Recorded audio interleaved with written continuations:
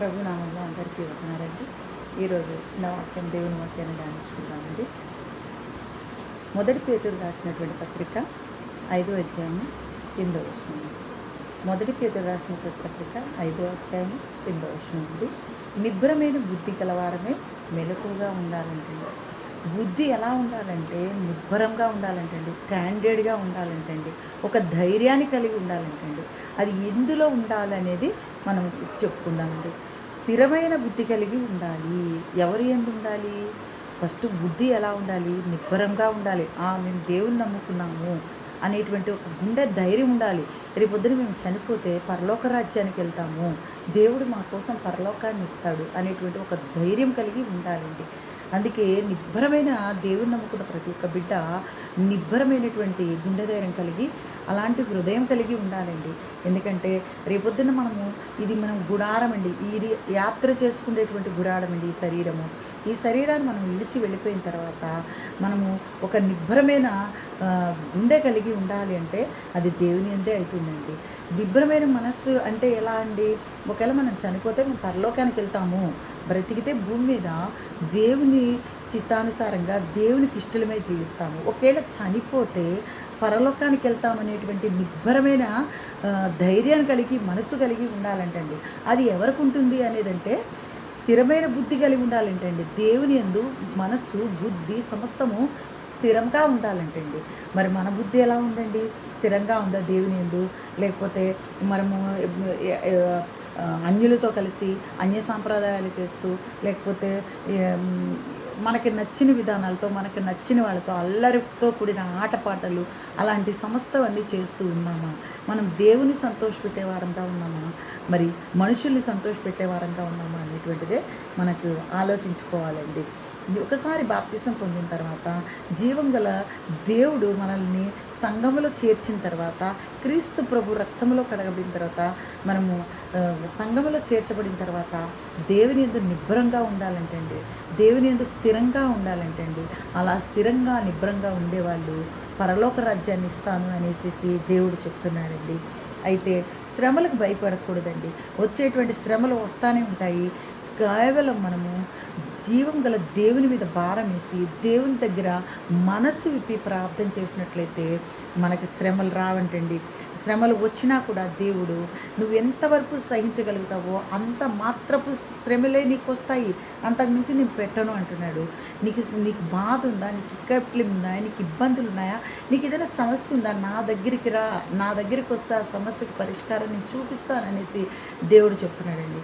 కానీ మనం అలా దేవుని చెప్పిన మాటలు వినుకోకుండా, బైబిల్లో ఉండకోకుండా మన సొంత వాక్యాన్ని ఉపయోగిస్తూ, మన సొంత ప్రయోగాలు చేస్తూ, మన సొంత మనస్తత్వంతో మనకి నచ్చిన విధానంతో వెళ్తామండి. శ్రమలు తెచ్చుకుంటామండి. దేవుడు మన శ్రమలను తీసివేస్తానంటున్నాడండి. శ్రమలు మనకి పెడతాను అని చెప్పట్లేదు, తీసివేస్తానని చెప్తున్నాడండి. కానీ మనం ఎలా ఉన్నాం ఈ సహోదరు ఒకసారి ఆలోచించుకోవాల్సిందే. నిద్రపోయిన వారికి ఏమీ తెలియదండి. మనం నిద్రపోయిన స్థితిలో ఉండద్దండి.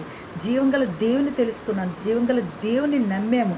అయితే జీవంగల దేవుని నమ్మినప్పుడు మనం నిద్రపోయిన స్థితిలో ఉండకూడదండి. నిద్రపోయిన వాళ్ళకి పాము కరిచినా కానీ ఏం కరిచినా కానీ తెలియదండి, వాళ్ళు అలాగే చనిపోతారు. అలాగే లోకానికి అన్నీ జరుగుతూనే ఉంటాయి, ఇచ్చుకుంటారు, పుచ్చుకుంటారు, చేసుకుంటారు, లోకంలో ఉంటారు.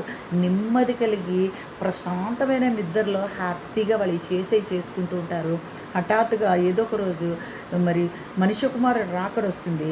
అప్పుడు ఎలా ఉంటారంటే, పాము కరిస్తే మనిషికి, నిద్రలో ఉన్నటువంటి మనిషికి, స్పర్శలో లేనటువంటి మనిషికి పాము కరిస్తే ఎలా చనిపోతాడో అలాగే మరి జీవంగల దేవుని నమ్మని వారు, ఆయన విశ్వసించిన వారు నరకానికి వెళ్తారని బైబిల్లో చెప్పబడుతుందండి. అయితే అందుకే దేవుడు మెలకువగా ఉండమని చెప్తున్నాడండి. మెలకువగా ఉండమంటే రాత్రంతా మెలకువగా ఉండి నిద్ర మానేసి మెలకువగా కాదండి, క్రియల ద్వారా జీవం గల దేవుని క్రీస్తు ప్రభు రక్తంలో కడగబడిన తర్వాత క్రియల ద్వారా ఎక్కడ వేసే డ్రామాలు అక్కడ ఎక్కువకుండా, ఎక్కడ ఎక్కుంటే తప్పట్లు అక్కడ కట్టకోకుండా జీవం గల దేవుని యందు నమ్మకంగా స్థిరంగా ఉండి మనము ఎలా ఉండాలంటే మెలకువ కలిగిన వాళ్ళు. అంటే ఒక దొంగ మన ఇంటికి రావాలనుకోండి, అదంగా మన ఇంటికి వచ్చినప్పుడు మనము నిద్రపోతున్న సమయంలో వస్తాడండి. చక్కగా మెలకుగా ఉండి మన పనులు మనం చేసుకుంటున్నప్పుడు రాడండి. ఆ దొంగకి ఛాన్స్ లేదు. ఒకవేళ వచ్చినా కూడా ఆ దొంగ పట్టుబడతాడు. కానీ దొంగతనం చేసుకొని వెళ్ళిపోడండి. అలాగే మనిషి కుమారుడు రాకుడు కూడా దొంగ వలే ఉంటుందంటండి. మనం మెలకుగా క్రియలతోటి అలంకరించుకొని సిద్ధపడి మనము పరలోక రాజ్యానికి ఎత్తబడ్డానికి సిద్ధపడి ఉండాలనేసి ఇక్కడ చెప్తుందండి. ఒకవేళ అలా ఉండకపోతే అపవాది, మన విరోధి అయినటువంటి అపవాది గర్జించు సింహం వలె చూస్తాడంటండి. ఎలా అంటే ఎవరిని మిరింగుదనా అని వెతుకుతూ ఉంటాడంటండి, తిరుగుతూ ఉంటాడంటండి. మనమైతే వెతకాల్సిన అవసరం లేదండి. మనకైతే వెతకాల్సిన అవసరం, మనం రెడీగా ఉంటాం. సాతాను రా, నేను రెడీగా ఉన్నాను తప్పులు చేయడానికి అనేసి మనకైతే ఎతకడానికైతే మనము అవసరమే ఇవ్వమండి, అంత శ్రమ ఇవ్వమండి సాతానికి. ఎందుకంటే మన క్రియలతోటి ఆయన ఇప్పుడు మనం వెల్కమ్ చెప్తూ ఉంటాం. ఇంతకీ మనం దేవుని నమ్మిన వారమా, లేకపోతే దేవుని నమ్ముకున్నామని చెప్పుకుంటూ క్రైస్తవులుగా నటిస్తూ జీవిస్తున్న వారమా? రేపొద్దున ప్రభు రాకడ వస్తుంది, సిద్ధపడి ఉన్నామా ప్రియ సహోదరి? దేవుడు అడుగుతాడు, నీకు ఏం చేస్తున్నావు నువ్వు అని అడుగుతున్నాడు. దేవుడు ఏమంటున్నాడంటే, ప్రభు దినం అయిపోయిన తర్వాత మళ్ళీ ప్రభు దినం వచ్చేంత వరకు నా మరణ పునరుత్థానాన్ని ప్రచురిస్తూ ఉండమని చెప్పాడండి. ప్రచురిస్తున్నావా? రొట్టి ద్రాక్ష రసం తీసుకున్నాను, వెళ్ళిపోయాను నామకార్థంగా, మళ్ళీ లోకంలో నన్ను తప్పులన్నీ చేసుకున్నా, మళ్ళీ సండే వచ్చి చర్చిలో కూర్చుంటున్నాను. ఇది దేవుడు ఒప్పుకోడండి. హృదయ పరిశీలన చేసుకొని నిబ్బరమైన మనస్సాక్షి కలిగి ఉండమని చెప్తున్నాడండి దేవుడు. అయితే మనమే అపవాది మనల్ని శోధించుకున్నట్టు, అపవాది చెరలో మనం పడుకోకుండా ఉండున్నట్లు ఏం చేయాలంటే, దేవుని యందు దృఢమైన విశ్వాసం కలిగి నిబ్బరమైన మనస్సాక్షి కలిగి ఉండాలంటండి. నిబ్బరమైన మనసుతో ఉండాలంటండి.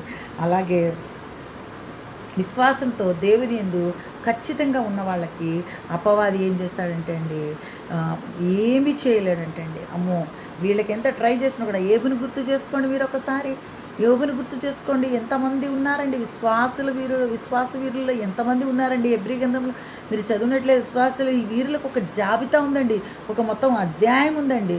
అలాంటి అధ్యాయంలో మరి జీవగ్రంథంలో నీ పేరు నా పేరు లిఖించబడిందా? జీవంగల దేవుడు రక్షణ పొందిన తర్వాత ఎలాంటి పరిస్థితుల్లో ఉన్నాము, ఎలాంటి పనులు చేస్తున్నాము అనేటువంటిది మనము చాలా ఆలోచించుకోవాల్సిన అవసరం ఉందండి. ప్రభు రాకడ చాలా సమీపంలో ఉందని చెప్తున్నాడండి. ఈ విపత్తులు ఇవన్నీ ఎక్కడి నుంచి వస్తున్నాయండి? మనిషి లోబడడం లేదు దేవునికి. మనిషి లోబడడం లేదు కాబట్టి ప్రకృతిని ఉపయోగించుకుంటున్నాడండి దేవుడు. ప్రకృతి ఏదైనా ఇప్పుడు కరోనా వచ్చిందండి. కరోనా ఎందుకు వచ్చింది? దేవుని అనుమతి లేకోకుండా ఏది మనల్ని తాకడానికి వీలు లేదండి. ఏది ఆయన అనుమతి లేకుండా, ఆయన చిత్తం లేకుండా ఏ సూక్ష్మజీవి కాదు కదండి, ధూళికి కూడా అది లేదండి. దేవుని యొక్క చిత్తంలో అండి మనిషి లోబడటం లేదు కాబట్టి దేవుడు ప్రకృతిని చేతిలో తీసుకుంటున్నాడండి. ఇంత విపత్తులు వస్తున్నా కూడా మన బుద్ధులు మనం మారట్లేదండి. ఆ టైం దేవుడా అని అంటున్నాము, మళ్ళీ మన పరిస్థితులు మనం మామూలుగా యథాతథారంగా మన పనులు మనం చేసుకుంటున్నాం. ప్రియ సహోదరి, హృదయ పరిశీలన చేసుకోవాల్సిన సమయం వచ్చిందండి. హృదయ పరిశీలన చేసుకొని ఇప్పటికైనా సరే దేవుడు నిన్ను క్షమిస్తాను అంటున్నాడు. నువ్వు తప్పు చేసినా కూడా, నువ్వు పాపం చేసినా కూడా నా దగ్గరికి రా, నేను క్షమిస్తాను, నువ్వు మళ్ళీ నీతిమంతురాల్లాగా అంటాడండి. దేవుడు పశ్చాత్తాపాన్ని కోరుకోలేదండి, మారు మనసును కోరుకుంటున్నాడండి. పశ్చాత్తాపం ఎవరైనా పడతారు, తప్పు చేసినప్పుడు బాధ ఎవరైనా పడతాడు. ఇప్పుడు ఇస్కరియోతు యూదా ఉన్నాడండి, యేసుక్రీస్తుని అప్పగించినందుకు పశ్చాత్తాపడ్డాడండి. మారు మనసు రాలేదండి. ప్రభు నన్ను క్షమిస్తాడు అనేసి తప్పిపోయిన కుమారుడు ఎలాగైతే మారు మనసు పశ్చాత్తాపడి మారు మనసు పొంది తండ్రి దగ్గరికి వచ్చి ఎలామని శ్రేష్టమైనటువంటి జీవితాన్ని జీవించాడో అలాంటి జీవితాన్ని మరి ఇస్కరియోతు యూదాకి లేకుండా పోయిందండి. ఎందుకంటే పశ్చాత్తాపం అయితే పడ్డాడు కానీ మారు మనసు అయితే అతనిలో రాలేదండి. ప్రవ్వా నన్ను క్షమించు అని ఒక్క మాట మరి అడగలేకపోయాడండి. దాని ద్వారా ఆయన మరణాన్ని కొని తెచ్చుకున్నాడండి. మరి ప్రభు శిష్యులుగా ఉంటూనే మరి ప్రభువుని అప్పగించి మరి మరణాన్ని, ఆత్మీయ మరణాన్ని, భౌతికమైన మరణాన్ని కొని తెచ్చుకున్నాడండి. ఎలాంటి వారిగా మనం జీవిస్తున్నాము? ప్రభు పక్కనుంటే నటిస్తున్నామా? నిజమైన క్రైస్తవులుగా ఉంటున్నామా? ఒకసారి హృదయ పరిశీలన చేసుకొని మరి మనము ఆలోచించి మరి జీవం గల దేవుని సన్నిధానంలో ఎలా ఉండాలి అనేది నిర్ణయించుకోవాల్సిన అవసరం చాలా ఉందండి. ఈ చిన్న వాక్యంతో నన్ను నేను హెచ్చరించుకుంటూ మిమ్మల్ని హెచ్చరిస్తూ వందనాలు చెల్లించుకుంటున్నానండి అందరికీ.